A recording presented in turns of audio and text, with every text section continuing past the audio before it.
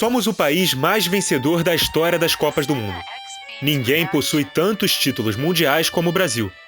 Porém, há 4 Copas, depois de uma sequência de 3 finais seguidas e 2 títulos, sequer voltamos a chegar numa decisão novamente. E além de vermos a distância para italianos e alemães diminuir, também tivemos que aplaudir espanhóis e franceses. O que estas equipes têm a ensinar para a seleção brasileira? Para começar, temos que nos livrar de alguns estereótipos que cercam o nosso futebol ao longo dos anos. Em 2006, o chamado quadrado mágico sucumbiu diante da França nas quartas de final. Mas não foi o jogo em si o principal erro daquela seleção, cuja comissão técnica, que não se preparou da forma mais adequada, lançou jogadores que não se complementavam no time titular por julgá-los os melhores. Quantas vezes você não já ouviu? Os craques decidem. Se não tiver um técnico que os atrapalhe, eles vão se entender em campo. Foi exatamente sob essa ideia que o time de 2006 foi montado. A campeã daquele Mundial foi a Itália. Numa Copa repleta de craques em quase todas as seleções, ganhou uma das equipes mais estratégicas de todas. A Itália tinha sua solidez defensiva como grande competência naquele Mundial. Sofreu apenas 2 gols ao longo de toda a Copa e, não à toa, consagrou jogadores como o goleiro Gianluigi Buffon e o zagueiro Fábio Cannavaro naquela campanha impecável. O time chegou a perder o defensor Alessandro Nesta ao longo do torneio e Marco Materazzi entrou no 11 que foi campeão mundial. E o mais importante, Marcelo Lippi não quebrou a cabeça tentando achar lugar para que Francesco Totti e Alessandro Del Piero jogassem juntos. A presença de 2 meias atacantes comprometeria o trabalho defensivo daquela equipe. Então o romanista jogava ao lado de Luca Toni à frente, e o jogador da Juventus ficava como um reserva de luxo. Em 2010, Dunga foi o técnico da seleção brasileira em um time com bem menos talento individual, preso a um resultadismo que solidificou um grupo ao longo do ciclo e resultou em diversos erros na convocação final. A Espanha, que tinha o Barcelona de Guardiola como base, ainda não tinha atingido seu ápice técnico e tático naquele Mundial. Prova disso foi ter estreado com derrota diante da Suíça e vencido todos os seus mata-matas pelo placar mínimo, sempre dependendo muito de seu artilheiro David Villa, mas contando com extrema qualidade no passe de nomes como Xabi Alonso, Sérgio Busquets, Xavi Hernández e Andrés Iniesta no meio-campo. Muitos podem dizer que um time com 4 jogadores desse porte seria um tanto quanto lento, mas era um time que entendia principalmente que quem deve correr mais no jogo não são os jogadores, mas sim a bola.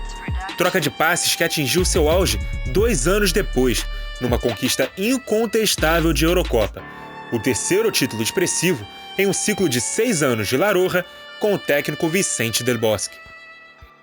E por falar em longos ciclos, o que dizer da Alemanha da Copa de 2014 no Brasil? País que, após os insucessos na final da Copa de 2002 contra o Brasil e da Euro de 2004, quando foi eliminada na fase de grupos, reformulou sua maneira de fazer futebol, tornando-se referência organizacional até que chegasse a sediar a Copa do Mundo de 2006. Naquela Copa, Joachim Löw ainda era auxiliar de Jürgen Klinsmann, mas após o 3º lugar em casa, sequenciou o trabalho de renovação que culminou no título conquistado no Brasil. O processo contou com o vice-campeonato da Euro de 2008, o 3º lugar na Copa do Mundo de 2010, a semifinal da Euro de 2012 e, finalmente, o título mundial de 2014. Sempre campanhas destacadas, porém nenhum título em 8 anos. É imaginável um treinador durar tanto com tais resultados no Brasil? Um país cuja cultura é a de que o 2º lugar é quase pior que o último, e que o campo quase que é ignorado, já que o que importa é o troféu na galeria, seja como for. Nada ilustra tão bem tal fato como o retorno de Felipão à seleção em 2013, após a inexplicável demissão de Mano Menezes no fim de 2012.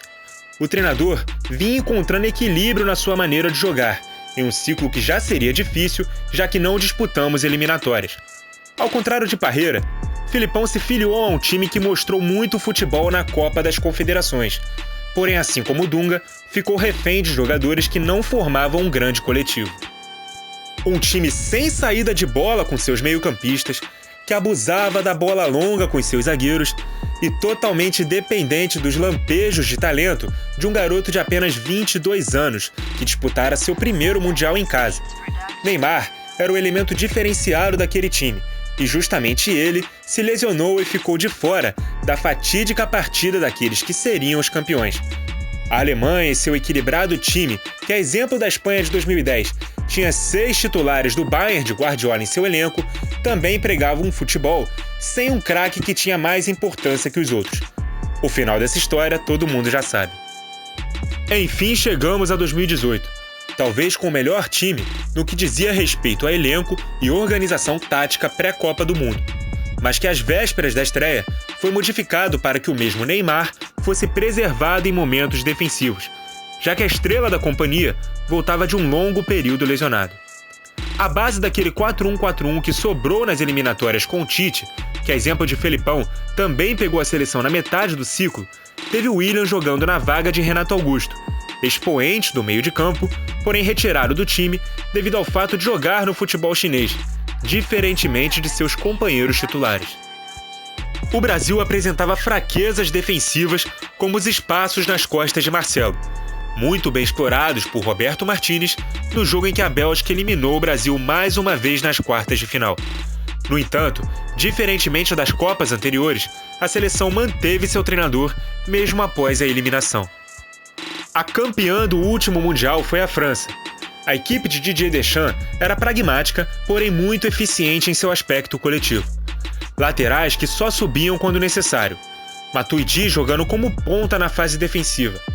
Giroud, ainda que muito cornetado, assim como Gabriel Jesus na seleção brasileira, por não ter feito gols durante a Copa, era importantíssimo para segurar as defesas adversárias e abrir espaços para os craques Antoine Griezmann e Kylian Mbappé.